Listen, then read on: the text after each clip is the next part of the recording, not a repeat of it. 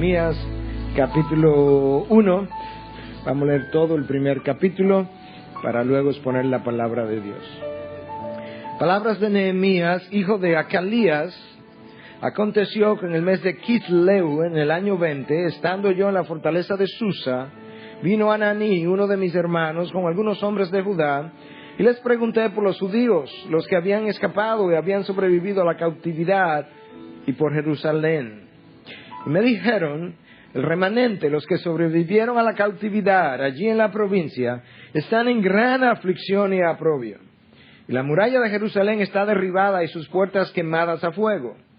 Y cuando oí estas palabras, me senté y lloré, e hice duelo algunos días, y estuve ayunando y orando delante del Dios del cielo, y dije, te ruego, oh Señor, Dios del cielo, el grande y temible Dios, que guarda el pacto y la misericordia para aquellos que le aman y guardan sus mandamientos.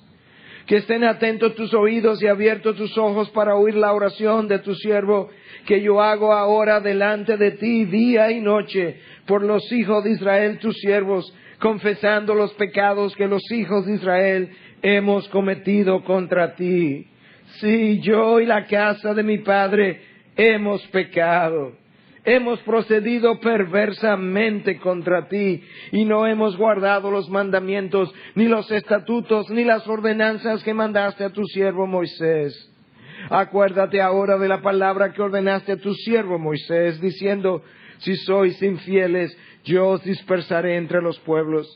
Pero si volvéis a mí, guardáis mis mandamientos y los cumplís, aunque vuestros desterrados estén en los confines de los cielos, de allí los recogeré y los traeré al lugar que he escogido para hacer morar allí mi nombre. Y ellos son tus siervos y tu pueblo, los que tú redimiste con tu gran poder y con tu mano poderosa. Te ruego, oh Señor, que tu oído esté atento ahora a la oración de tu siervo y a la oración de tus siervos que se deleitan en reverenciar tu nombre. Haz prosperar hoy a tu siervo y concédele favor delante de este hombre. Era yo entonces copero del rey. Padre, gracias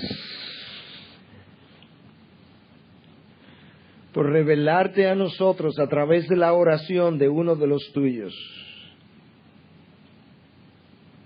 Yo quiero pedirte, Dios, que tú uses este texto para enseñarnos acerca de quién eres y de cómo orarte, Dios. Del corazón que quieres en nosotros, del siervo que andas buscando, de la vida que te complace, Dios. Oh Dios, ayuda a tu siervo a proclamar tu palabra. La palabra que tú has engrandecido por encima de todo. Y que tu siervo no es capaz de predicar a esas alturas. Pero ten compasión de él, Dios. Y por medio de tu Espíritu, encúmbralo a lo alto, Señor. Y permite que desde tu altura Él pueda honrar tu nombre. En Cristo Jesús. Amén. Habíamos comenzado la serie con el libro de Esdras hace unas semanas atrás. Libro que terminamos hace un par de semanas y hoy continuamos con el libro de Nehemías. Y habíamos dicho desde el inicio que estos dos libros forman una sola unidad. De hecho, en la Septuaginta, que es la traducción al griego del Antiguo Testamento, hecha alrededor del año 250 a.C., el libro de Nehemías es conocido como el segundo libro de Esdras. En la Vulgata, que es la traducción al latín hecha en los años 400 de esta era, también aparece el libro de Nehemías como el segundo libro de Esdras y es aceptado ampliamente por la comunidad judía y por la comunidad cristiana, que Esdras es el autor de ambas obras. Pero que con toda probabilidad él hizo uso de las memorias de Nehemías, y eso explicaría entonces por qué en varias ocasiones Nehemías aparece hablando en primera persona. Cuando tú tomas el libro de Nehemías y lo divides o lo miras panorámicamente, lo puedes dividir en dos. La primera parte, del capítulo 1 al 7, trata con la reconstrucción de las murallas de Jerusalén. La segunda parte, del capítulo 8 al 13, con la reconstrucción de la vida espiritual del pueblo. Ahora, para que entendamos dónde comenzamos hoy, yo necesito revisar los primeros minutos una serie de datos o detalles históricos que le van a ayudar a situarse en el día de hoy. Recordemos que el pueblo de Jerusalén había sido enviado al exilio por 70 años, el tiempo se había cumplido y ya había comenzado a regresar. El primer regreso ocurrió bajo la dirección de Zorobabel, y al llegar a Jerusalén, él contó con la ayuda del sumo sacerdote Josué. El segundo retorno ya había ocurrido bajo Esdras, a quien al llegar a Jerusalén contó con la ayuda de los profetas Ageo y Zacarías. Y ahora nos vamos a embarcar en el estudio del tercer retorno bajo la dirección de Nehemías, que al llegar a Jerusalén va a contar con la ayuda de Esdras, que ya estaba allá como sacerdote y como escriba, y del profeta Malaquías. Ahora, del punto de vista de los reyes que hemos visto, para que entiendas ahora el rey bajo el cual Nehemías va a hacer todo lo que va a hacer, nosotros hemos hablado de 4 reyes: Ciro, Darío, Asuero o Jerjes y Artajerjes. Ciro es el primer rey que Dios mueve para dar permiso para que Zorobabel pudiera regresar y comenzar a reconstruir el templo y las murallas de Jerusalén, lo cual comenzó, pero fue detenido a causa de la oposición, y usted recordará esos pasajes cuando lo estuvimos visitando. Ciro muere y Darío surge.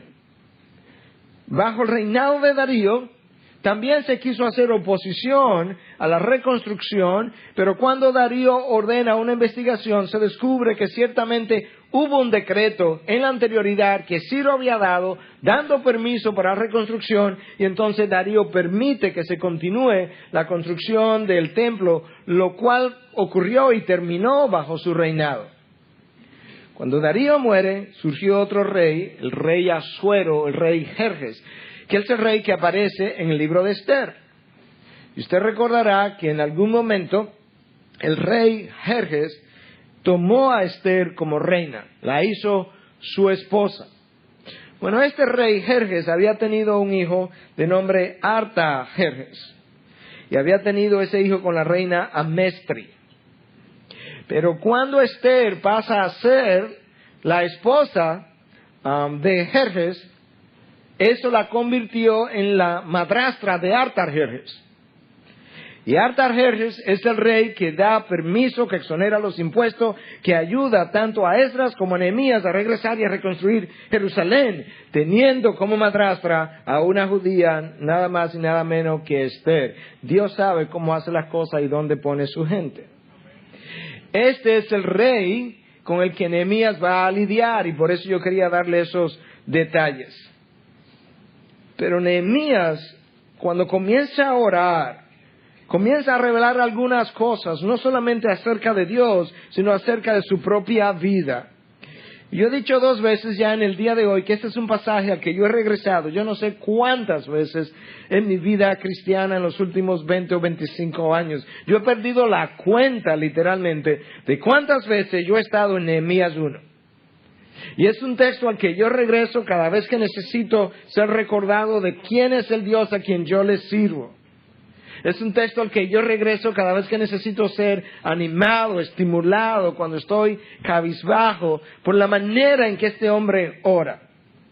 Y hay 2 cosas que tú puedes ver claramente en este texto: el corazón del orador y el carácter del Dios a quien él le ora. Y estuve tentado a, una vez más, revisar el carácter de ese Dios, pero como lo hicimos en Esdras 1, decidí tomarme el resto del tiempo para ver el corazón de un hombre que conoce a su Dios y cómo ora este hombre. Y con eso en mente, entonces, comencemos con el texto que dice que en el mes de Kisleu, en el año 20, Estando yo en la fortaleza de Susa, el mes de Kisleu corresponde al final de noviembre, principio de diciembre de nuestro calendario, en el año 20 del reinado de Artajerjes, según vamos a ver en el próximo capítulo, estando Nehemías en la fortaleza de Susa. Susa era la ciudad o el lugar de residencia de los reyes en el invierno. Susa es la ciudad donde Daniel estaba cuando él recibió la visión que él describe en el capítulo 8 de su libro.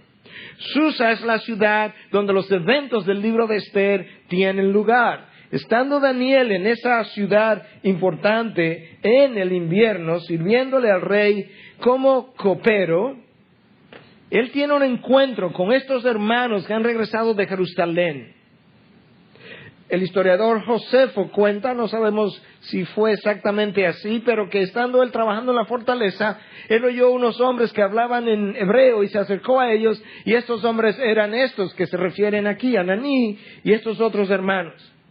Y tan pronto él entra en contacto con ellos, su primera pregunta es: ¿cómo están mis hermanos? Los que han sobrevivido a la cautividad, los que están allá en Jerusalén. ¿Y cómo está Jerusalén? Y es impresionante para mí, por lo menos, que este hombre, que era nada más y nada menos que el copero del rey, los escritos antiguos nos dicen que el copero del rey no era simplemente la persona que probaba el vino y la persona que probaba la comida del rey de tal manera que no fuera a ser envenenado, sino que ese era un personaje de importancia. Era la persona de confianza del rey, que con frecuencia era la persona que guardaba el sello con el que se firmaban los documentos oficiales, que con frecuencia era la persona que llevaba las cuentas del rey, que era la mano derecha del rey. Estando él en esa posición de confianza, de cierto rango, de cierta fama, de cierta reputación, este hombre no se había olvidado de aquellos que estaban a 1500 kilómetros de distancia, y lo primero que hace es preguntar por su condición. Y ahí tú comienzas a ver la primera característica del corazón de un hombre que conoce a su Dios, y es que ciertamente él revela, experimenta una preocupación genuina por el pueblo al cual él pertenece. Nehemías no dice, como unos o muchos hacen: ¿cómo estás? Bueno, no tan bien. ¿Qué te pasa? Bueno, y le cuenta. Bueno, yo oraré por ti. Seguimos caminando y más nunca se vuelve a acordar de esa persona. No, Nehemías no hace eso. Nehemías, al contrario, cuando él pregunta acerca de cómo está el pueblo, él inmediatamente tiene una reacción profunda de dolor, porque él tiene una preocupación genuina por el pueblo del Dios a quien él le sirve. Y cuando en ocasiones yo no tengo esa carga, esa preocupación, ese peso por el pueblo de Dios, eso revela una de tres cosas. O no soy nacido de nuevo y por tanto no puedo preocuparme por una familia a la que yo no pertenezco. O quizás soy nacido de nuevo, pero no he cultivado una relación cercana con Dios y por tanto no me voy a cargar con algo que sí carga el corazón de Dios, pero con ese Dios yo no tengo una relación íntima y personal y continua y diaria. O tres, quizás he vivido tan centrado en mí mismo que solamente tengo tiempo para ver mis problemas y no puedo ver la condición espiritual del otro. Pero el hombre que conoce a su Dios, él desarrolla una preocupación genuina con la condición de su pueblo, del pueblo del Dios a quien él le sirve. Y cuando Nehemías pregunta, esto es lo que le contestan: el remanente, los que sobrevivieron a la cautividad allí en la provincia, están en gran aflicción y oprobio, y la muralla de Jerusalén está derribada y sus puertas quemadas a fuego. Y cuando oí estas palabras, me senté y lloré, e hice duelo algunos días, y estuve ayunando y orando delante del Dios del cielo. Una vez más, Nehemías no se limitó a decir: así yo oraré por ellos. Bueno, ellos están en malas condiciones, pero es causa de su pecado. Bueno, lamentablemente esa es su culpa, las consecuencias del pecado. No, este hombre tiene una reacción inmediata de duelo, de llanto, de dolor, que lo lleva a orar y a ayunar. Daniel hace exactamente lo mismo. Cuando él piensa en su pueblo y escucha acerca de su pueblo, él hizo duelo por 3 semanas. Porque esa es la condición del corazón de un hombre que ciertamente conoce a su Dios. Ahora, no creemos que Nehemías está llorando por unas murallas que fueron destruidas hace 140 años atrás por Nabucodonosor. No es exactamente eso. Es que él sabe que Zorobabel regresó hace 90 a 100 años, Esdras regresó hace 13 años, y un siglo después, cuando él quiere regresar, el pueblo todavía permanece en oprobio, en aflicción, y las murallas sin construir, y eso le duele y carga su corazón. Y él está preocupado con la condición espiritual del pueblo, porque cuando ciertamente tú conoces a tu Dios, no solamente tú tienes una preocupación genuina por el pueblo, tú sientes el dolor del pecado del pueblo. Y tú ves eso en esta oración de Jeremías, tú ves eso en la manera en cómo él reacciona. Tan pronto él recibió la noticia, él comenzó a orar, a ayunar. Él supo qué hacer. Él no fue paralizado por su dolor, porque si hay algo que sabemos de aquellos que verdaderamente conocen a Dios, es que ellos no son paralizados por sus circunstancias. Su vida de oración no se enfría cuando las presiones aumentan. Su vida de oración no entra en un invernadero cuando él está en dificultad, en depresión, en tristeza. No, al contrario, su vida de oración se fortalece, se crece. Entra en intimidad más continua en la medida en que él experimenta las tribulaciones. Tú encuentras a Job de rodillas cuando sus 10 hijos le anuncian que sus 10 hijos murieron. Job no dice, ¿cómo estás, Job? Aquí, ¿estás orando? No, porque imagínate con esta tristeza. No, tú lo encuentras de rodillas. Tú encuentras a Daniel de rodillas en la tribulación. Tú encuentras a Esdras, tú encuentras a Nehemías, tú encuentras al Señor Jesús de rodillas ante la cruz, en el huerto de Getsemaní, ante la prueba. Cuando estos hombres experimentan tribulación, ellos saben qué hacer, ellos saben dónde ir, y ellos saben en qué posición estar, de rodillas. Cuando la persona experimenta un enfriamiento de su vida de oración, producto de las dificultades,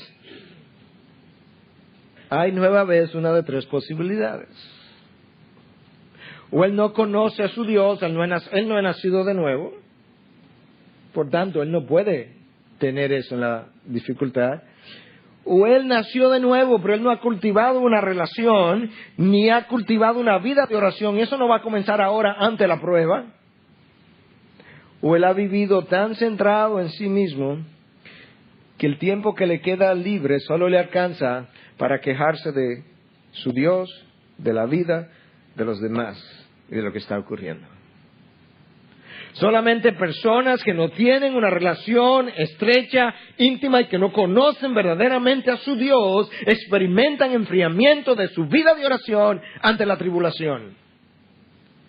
Los demás tú lo encuentras como Nehemías de rodilla delante de su Dios y en medio del dolor. Ese hombre del que estamos hablando no solamente tiene una preocupación genuina por el pueblo y siente un dolor por la condición espiritual del pueblo, sino que es un hombre que no es paralizado por las circunstancias en las que él se encuentra, y él sabe mantener una comunión estrecha con su Dios todo el tiempo.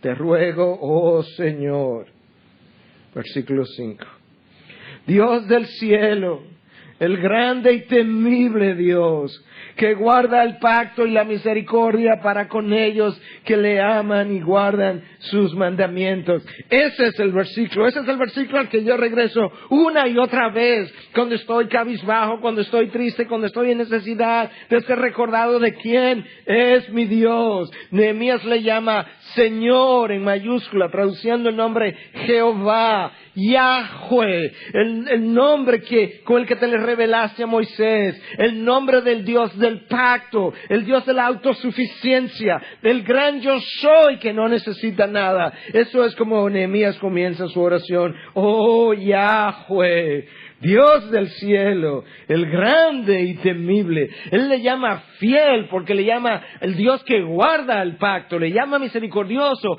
el Dios que guarda la misericordia con los que te aman. Y tú sientes el corazón de este hombre palpitar en su oración.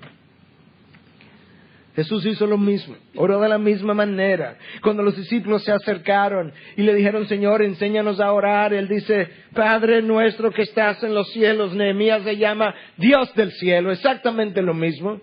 Con otras palabras, santificado sea tu nombre, que es lo que Jesús está haciendo, proclamando el carácter, la santidad de su Padre. Y Nehemías dice de ese mismo Dios, que Él es el Dios grande, temible, pero lo que hace a Dios grande y temible es su santidad, que lo convierte en un fuego consumidor. Jesús ora de una manera, Nehemías ora de una manera similar. Jesús no ha llegado, Nehemías sabe cómo orar. ¿Sabes por qué? Porque cuando conoces a tu Dios, no necesitas hacer un curso para aprender a orar. Tus palabras reflejan el Dios a quien tú conoces. Y no importa cuán rudimentarias o sencillas sean tus palabras, ellas reflejan al Dios que has conocido. Dios grande, temible, que guarda el pacto, que guarda la misericordia. Yahweh. Tú sientes el corazón de Nehemías. Ese es un hombre preocupado por el pueblo de Dios, que siente el dolor por su condición espiritual, que no es paralizado por su circunstancia. Es un hombre que cuando ora de una manera conmovedora y revela la grandeza del Dios a quien Él le sirve.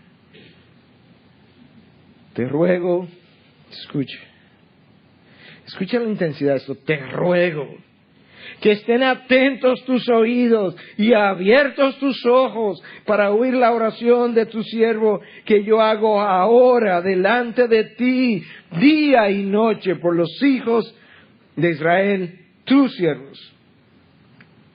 Yo no sé si tú ves lo que yo veo, pero en estas palabras yo siento la certidumbre de un hombre que sabe que su Dios le va a escuchar y que le va a responder. Si hay algo que yo aprecio de los salmistas en cada salmo, es que tú puedes sentir el corazón del salmista, y estos son hombres que escribieron con la certidumbre de que el Dios a quien ellos escribían era un Dios que le oía y le respondía. Tenían certeza.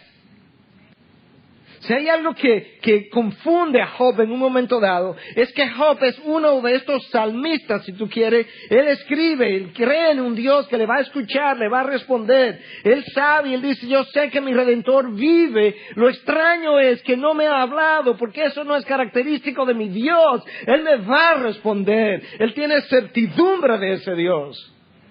Y Nehemías, yo siento eso cuando dice, que estén atentos tus oídos y abiertos tus ojos para oír la oración de tu siervo, que yo hago ahora, que me responda ahora, Dios. Esta gente conocía al Dios con el que se relacionaba. No hay lugar en la vida de estos hombres para el cuestionamiento, la duda, la inseguridad, la desconfianza en la fidelidad de Dios. No es parte de la vida y la experiencia y el testimonio y el legado de la vida de estos hombres. Nunca, jamás.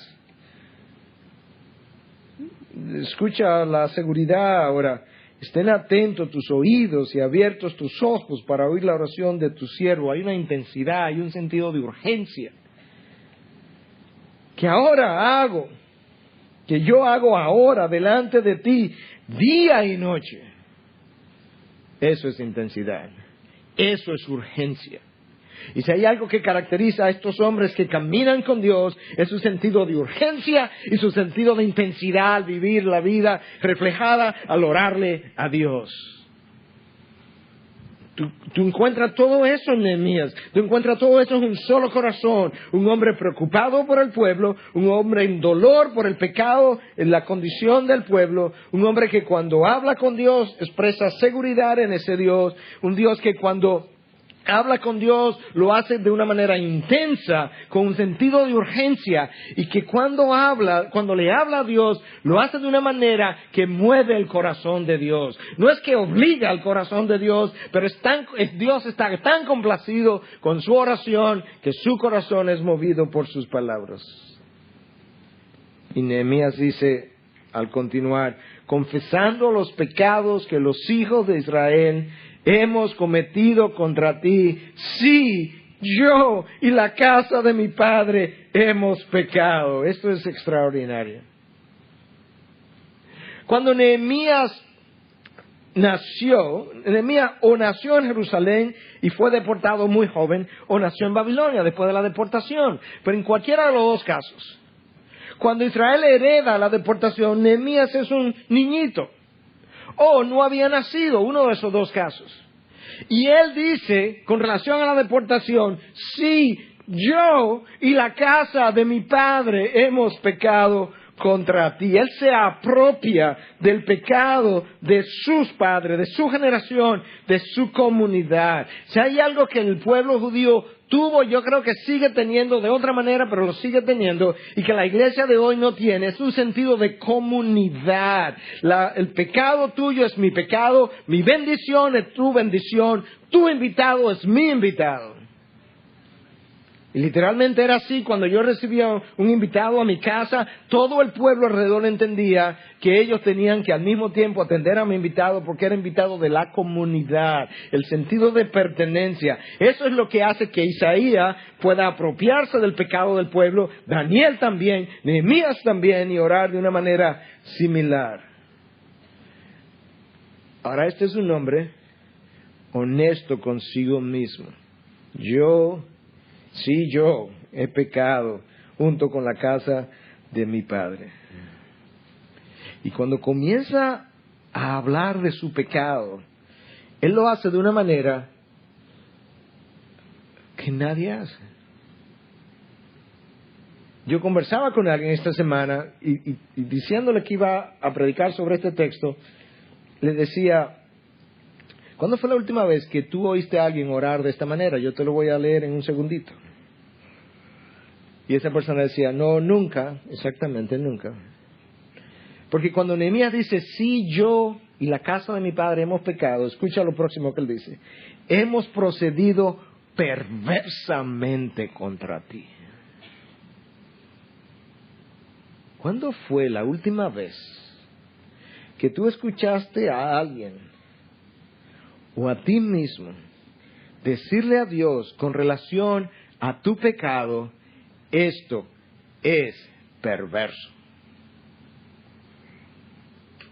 No lo hacemos porque como no hemos visto la santidad de Dios como realmente lo es, tampoco vemos el pecado nuestro por lo malvado que es. Podemos cantar como cantamos hace un rato, de tu amor y tu gracia que cubren toda mi maldad, y lo cantamos y le pasamos por alto y ni nos percatamos de lo que cantamos.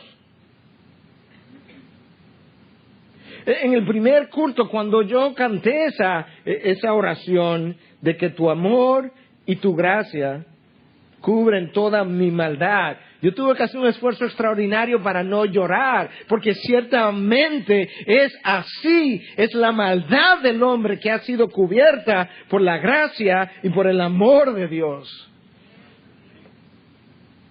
No es simplemente mi pecado, es lo perverso de mi pecado que ha costado esa sangre. Por eso el precio ha sido tan alto y tan caro, pagado en la cruz. Wow. Y sabes qué, si tú nunca has visto tu pecado como perverso, tú nunca has visto tu pecado. Y si tú nunca has visto tu pecado, hay una de tres posibilidades: o no he nacido de nuevo, o nací de nuevo pero no tengo una relación estrecha con Dios, por tanto yo no conozco su santidad de la manera que Él quiere que la conozca, y como no conozco su santidad de esa manera, tampoco conozco mi pecaminosidad de la manera que Dios la ve. O estoy tan centrado en mí mismo que ni siquiera me he dado cuenta de lo mal que estoy o que he estado. Y así somos. Hablando con esta persona, estamos hablando de un asunto, una situación X que no estaba bien, y luego de describírmela, le decía: ¿sabes qué? La situación ni siquiera es el problema. Permíteme decirte de corazón. ¿Dónde está el problema? Es que esas palabras que has usado para describirme, el hecho, la situación, han sido como lijas sobre mi corazón. Eso no son las formas como hijos de Dios hablan. Y si le duele así a mi corazón, imagínate cómo le duele al corazón de Dios. Por Dios. Pero no nos percatamos ni siquiera de cómo nuestras formas de hablar son así de perversas. Eso no es de una persona. Si me escucha, por favor, eso es de una gran mayoría del pueblo de Dios. Pero el hombre que conoce a su Dios, él muestra en primer lugar esa preocupación genuina de que hablamos. Él tiene un dolor espiritual por el pecado del pueblo. Él proclama la grandeza de Dios cuando ora. Él ora con reverencia, pero él tiene certidumbre al orar. Hay una intensidad y un sentido de urgencia en sus palabras. Él sabe cómo conversar con Dios en medio de la tribulación, y él sabe cómo hacerlo de una forma que mueva el corazón de Dios, reverentemente hablando. Y ese hombre conoce su pecado, y mientras más conoce a Dios, más perverso le luce su pecado a sus propios ojos. Y yo no sé si tú has estado ahí, pero yo he estado ahí. Y cuando tú lo ves por primera vez, es como si hubiesen cogido una daga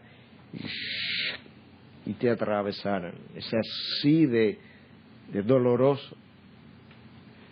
Pero es así de bueno.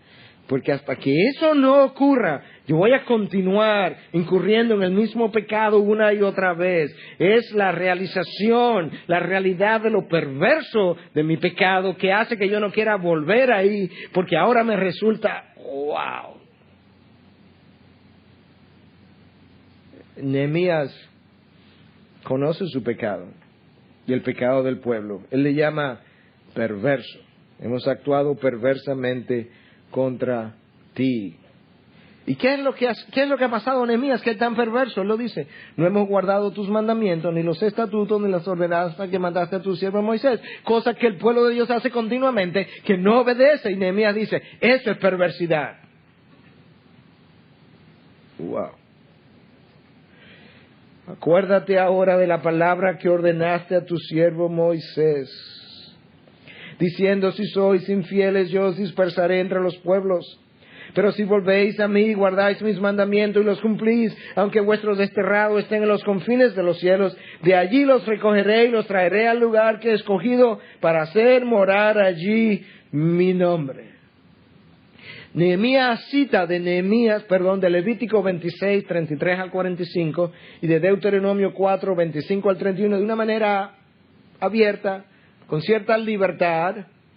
Pero lo que él está haciendo, él ha tomado las palabras de Dios y se las ha devuelto a Dios. Él está recordando a Dios sus propias palabras. Ahora, cuando Nehemías hace eso, porque no quiero que me malentiendas, Nehemías no está tratando de decirle a Dios: como se te han olvidado tus palabras, yo te las voy a recordar. No, esa no es la manera, ni la forma, ni la motivación. Nehemías tampoco le está diciendo a Dios: tú estás obligado a cumplir lo que tú has dicho. No, eso no es lo que Nehemías está haciendo. Lo que Nehemías está haciendo es algo que el apóstol Juan nos enseñó posteriormente. Y es que si pedimos cualquier cosa según su voluntad, Él nos oye. 1 de Juan 5:14. La oración más poderosa, la oración más efectiva, la oración que garantiza los resultados, la oración que toma las palabras de Dios y se la devuelve a Dios.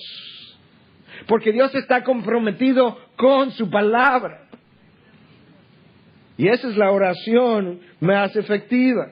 Tú tienes que identificar cosas que tú sabes sin lugar a duda que son parte de la voluntad de Dios. Eso puede ser: Señor, yo quiero pasión por tu palabra. ¿Es eso parte de la voluntad de Dios? Tú puedes estar seguro que sí. Si Dios dice que tú oras conforme a mi voluntad, yo te escucho. ¿Cuál es el chance de que yo ore y permanezca orando para tener una pasión por la palabra de Dios y que no ocurra? Cero.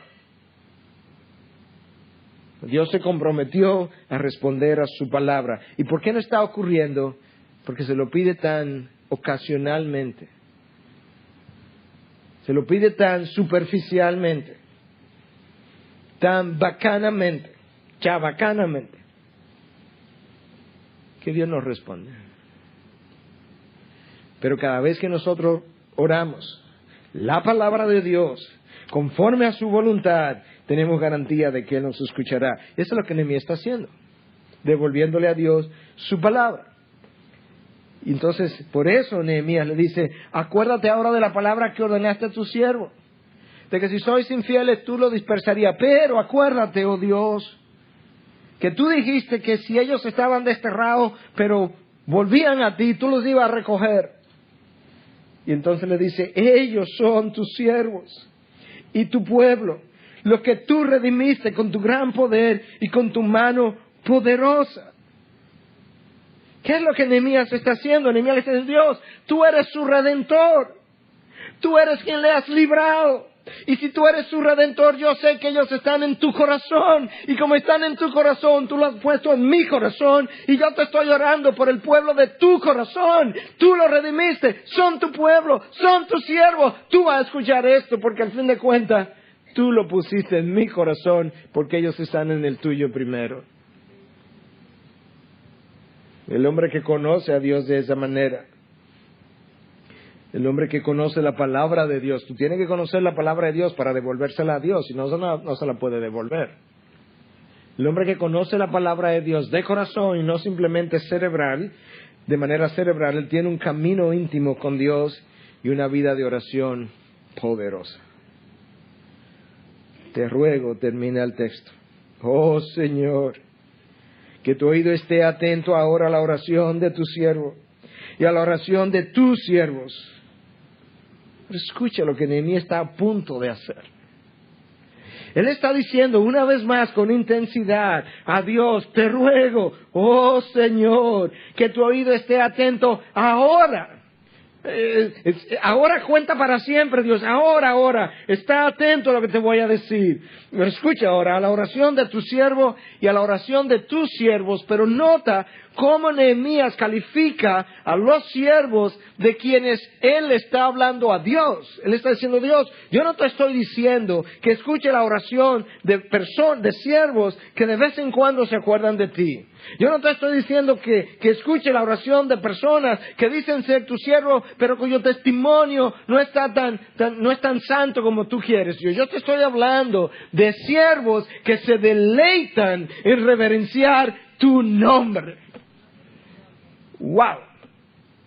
Escucha la oración de tu siervo y la oración de tus siervos. Yo no soy el único, Dios, pero escucha qué clase de siervos son estos, que se deleitan en reverenciar tu nombre. Lo que te estamos orando, Dios, primero, antes que nada, no es ni siquiera para beneficio del pueblo, eso es secundario. Es que queremos la gloria de tu nombre, y el pueblo en aflicción y oprobio, si es tu pueblo, no puede representarte dignamente ante las naciones, y tu nombre está por el suelo. Nosotros no solamente reverenciamos tu nombre, Dios, nos deleitamos en reverenciarlo. Levanta tu nombre, Dios, y con ello levanta a tu pueblo. ¡Wow! ¿Cómo vas a decir si Dios se deleita en esa oración? Haz prosperar hoy a tu siervo, intensidad, urgencia. Escucha ahora, prospera a tu siervo hoy. No mañana, Dios. Hoy, escúchame, Dios, escúchame hoy. Hoy cuenta para siempre, Dios. Y concédele favor delante de este hombre. Nadie se refería al rey como este hombre, y mucho menos su copero. Pero cuando tú estás delante del Rey de Reyes, Artajerjes no es más que este hombre. Yo creo que él está puesto en buen lugar, porque él sabe por qué se refirió a Artajerjes como este hombre. Nehemías no está diciendo que él tiene mérito para que le escuche, ni que él tiene el derecho. Nehemías le está diciendo: no, Dios, tú sabes que nos deleitamos en que tu nombre sea reverenciado. Haz esto por tu pueblo para que tu nombre sea levantado. El hombre que conoce a su Dios.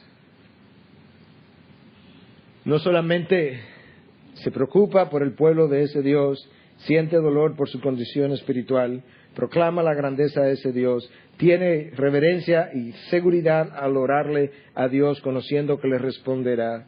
No solamente tiene intensidad y urgencia en sus palabras, no solamente sabe conversar con Dios de una manera que mueva su corazón, no es solamente un hombre que conoce su pecado y mientras más conoce a Dios, más perverso le luce su pecado, pero es un hombre que conoce la palabra de Dios y por eso se la puede devolver a Dios. Y es un hombre finalmente que se deleita en reverenciar el nombre de Dios.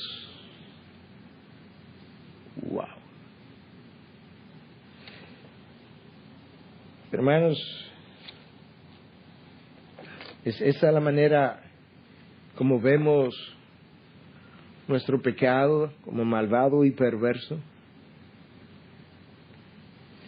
¿Es esa la manera como oramos, donde mi preocupación primera es el carácter de Dios, la proclamación de sus atributos, las necesidades de los demás, el pueblo que está en aflicción y oprobio, y mis oraciones, en vez de estar llenas de mis necesidades, están llenas del carácter de Dios y llenas de las necesidades de los demás? ¿Es eso como oramos?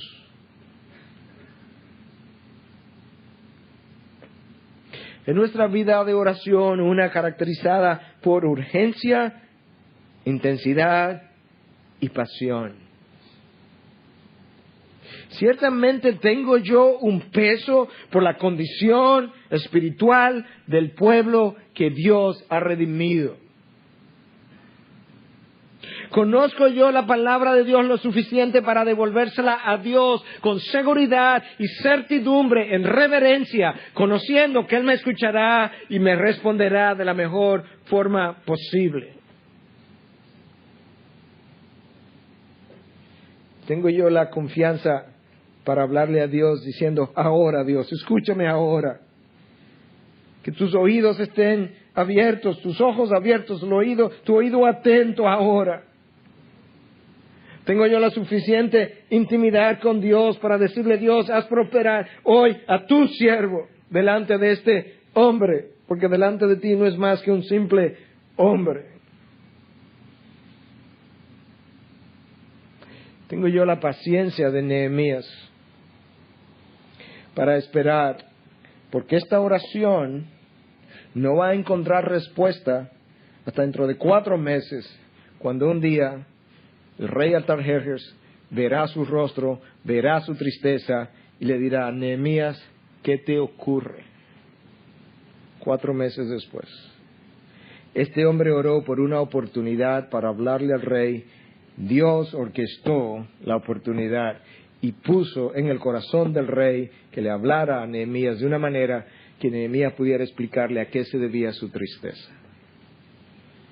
¿Te das cuenta cómo Dios escucha? Cómo el corazón de Dios es movido a orquestar eventos cuando ve a su siervo confiar en Él, proclamar su carácter, reverenciar su nombre y cargado con su propia causa?